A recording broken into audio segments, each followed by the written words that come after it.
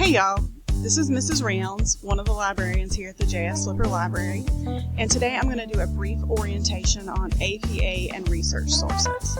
Now moving forward, you guys will need to make appointments with your librarian staff to help you with your research, especially if you're working on a big research project. Doing that, we can really help you find specific sources that are pertinent to your topic and help you kind of go through them and see what works. And I'll show you how you can complete that here at the end. So getting started, what we're going to be talking about is APA format and then searching for scholarly references. So APA was a style developed by social and behavioral scientists to standardize scientific writing. It's used in term papers, research papers, and empirical studies. And basically what it does is it keeps everybody's papers kind of the same. So you have a professor who has 20 students, they don't get 20 variations of a paper. So it just is a standardization. And there's different types. In addition to APA, there's MLA, Chicago Manual of Style, and really it depends on what field you're in and also what your professor prefers. Okay, so with APA, you need to have a title page. You need to have the title of your paper, your name, the course title, and then the date, and then you have your page header.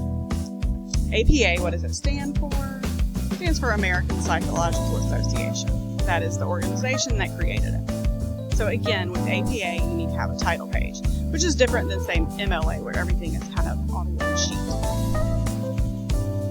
Okay, APA, you need to have 1-inch margins, it needs to be double-spaced, and you need to use citations. We're going to talk more about the citations in a moment, but just a quick rule of thumb. Don't source within a source. So don't quote a source that your source is also quoted. Think about it kind of like, hearsay, gossip. You heard from somebody that they said. No, go directly to the source. It eliminates confusion within your paper and the reference list. So when in doubt, always go to the original. Okay, so your citation is an in-text citation. It should include the author's last name, the publication year, and the page number. It's called a parenthetical citation because it's put in parentheses. You're going to use this anytime you use somebody else's idea, if you use a quote for somebody. You can talk about other people's ideas in a paper, but where it becomes plagiarism is where you act like this was your own thoughts. So you really want to put these citations in. They're pretty simple to do. Again, last name, publication year, and page number. Okay. You are going to have, with an APA paper, a works cited page. It's going to be center aligned. So you see here, the first thing that you get is the author, and the author can be one person, it can be two people, it can be an association. So you see like American Medical Association editors, American Psychological Association, and we have names. So you have the author, the period, then in parentheses you have the year that it was published, period. Then you have the title. If there's multiple editions, you need to make sure that you say what edition this is. Then you have where it was published and who published it. Now, the future is amazing and the internet is amazing because you guys get all these citation builders that, for me, who's not that young, I didn't have that, so I had to do this all by hand. But you guys can go to citation builders. But the problem is don't just wholly rely on those to be perfect, because sometimes they're going to have things capitalized weird, sometimes there might not be a period where there needs to be, and that's a really easy way to get points off of a paper. So even if you use a citation builder, which I encourage you to do because it helps you keep up with your citations, make sure that you proofread them. Alright, and this is going to be at the end of the paper, and make sure that you have it alphabetical. Okay, so scholarly articles. What are scholarly articles? Scholarly articles are a publication written by academics, researchers, or other scholars. They communicate new research and scholarly ideas. They may be called refereed or peer-reviewed resources. Okay, so how do you find scholarly research? First thing you need to do is identify your topic. Write a research question. This will guide your reading. And then begin searching for the source and then evaluate the source.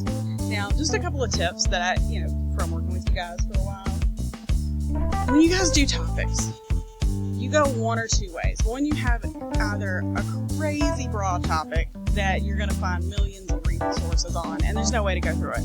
Or you want something that's so crazy hyper-specific that you're only going to find like 2 or 3 things. So there needs to be a nice kind of middle ground.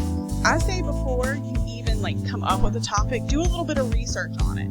See what you can find. Also see if it's something that you're vaguely interested in. Because you're going to be spending a lot of time on this. Make it something that you like. If you're writing about something that you are, don't care about or kind of hate to begin with, by the end of the term, you're going to be so sick of it. So pick something that you're sort of interested in. And then source evaluation.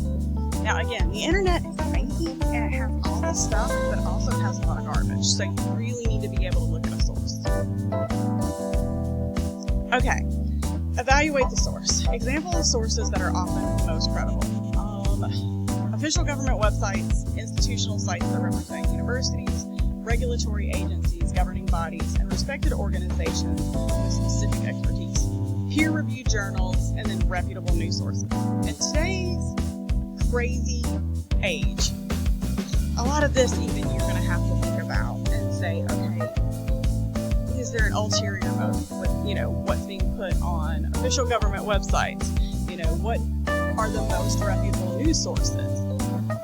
So we're going to kind of break that down. So 1, peer-reviewed journals. A peer-reviewed journal means that an expert in the field that someone has written on has read this and said, okay, this is actual, this is good work. This is work where somebody knows what they're talking about. So you know that you're going to have some kind of authority with peer-reviewed journals. All right, reputable news sources. There are a lot of different news outlets out there today, and they're all going to have different slants to them. So you want to make sure that you find something that is unbiased. So let's say Fox News. Fox News is decidedly kind of has a right-wing bent to it, so the news that you're going to see is going to be geared towards people who have right-wing views. Just on the same slant, MSNBC, which is decidedly left-wing, going to be the same thing. So you need to find something that's neutral. So I would suggest, especially with, working on these term papers, really kind of stick to peer-reviewed journals, books, things like that done by experts. Now, I'm not saying don't use other sources, you really just have to vet them. Examples of sources that are often less credible are blogs, web forums. You've ever heard don't read the comments, the same kind of thing. Individual businesses, websites, and materials that may be published by an entity that might have an ulterior motive. So let's say like BP, which is an oil company. They're going to write an article about how BP is changing the face of environmentalism. Is that going to be an article that's probably 100% true? No, because, they want to look good because oftentimes they have oil spills and they want to look like they're environmentally friendly. So you just have to really think about these things. And today, when we have so much information being thrown at us so quickly, you really need to use critical thinking skills to think about if the source is good or not. So, type of source. Factors to consider. Type of source, author's background, date published, depth of review, sources cited, and objectivity. So, things that come from an unfamiliar website, we don't know who the author is, there's no publication date, if there's controversial reviews on it, if there's no sources, and if it's biased, don't use that. Possible published material, if someone's educated on the topic, if it's outdated. Good public response, general approval, credible sources, and it's sponsored, maybe use it. The big key in here is outdated. Most reliable, again, official websites, institutional sites, academic journals, written by an expert in the field, it's recent, peer-reviewed, has citations, and is balanced and neutral. That's a good-to-go source. All right, so the other thing that's nice, and we'll get into in our next video, is going to be with our website. We take a lot of this work out for you, and I'll show you that in a little bit. Okay, so where to look? There's SE Discus, there's EBSCO, Google Scholar. Now, I'm going to tell you guys, with Google Scholar, everybody thinks, oh, it's a Google thing, everything's going to be free. You're going to see something, and it's going to look like it's the perfect source, and then, bam, it's going to want $50. So, use Google Scholar sparingly. I mean, again, it's great, and maybe you'll find a source on there, and you can go to the library and be like, hey, can you guys find this for me for free? JSTOR and eBrary. This is SC Discus, and we're going to look at this again a little bit later on how to get there specifically, but this is SC Discus. We have Smart Searches, StatRep is more for science. And then again, obviously no questions because I'm on Zoom, but if you guys have questions, you can send me an email. I'm cerounds@allenuniversity.edu, and I will be more than happy to help. Coming out of this, now if you guys need to talk to library staff, I'm going to show you how you can access that. So, how you get to the Allen University website, or how you get to the JS Flipper website, is to go to allenuniversity.edu. Alright, we have our homepage here. What we're going to do is we're going to scroll all the way down to the bottom, and we're going to go to where it says Flipper Library. And this is our website. Alright, so we've got the landing page here to visit. You just click there. This is our site here. So we have links that can help you. We have our digital collection. We have, again, if you need more help with APA, we have APA by Purdue OWL. We have EasyBib, all kinds of stuff. So I would say you guys kind of play around with this website and get to know it. We also have video tutorials. So, if you want to make an appointment, a reference appointment with one of the library staff, what you're going to do is you're going to go to where it says Flipper Forms. And you're going to want to do the one that says Request Research Assistance. So, click there, and it's going to pull this form up for us. Now, tell us the type of assistance that you require. If you need help with proofreading or editing, research, or writing. Tell us the date and the time, and then to make the most of our appointment, tell us what your assignment or your research needs are. That lets us do a little bit of pre-work on it, so we can come in and already kind of have an idea of what you're looking for.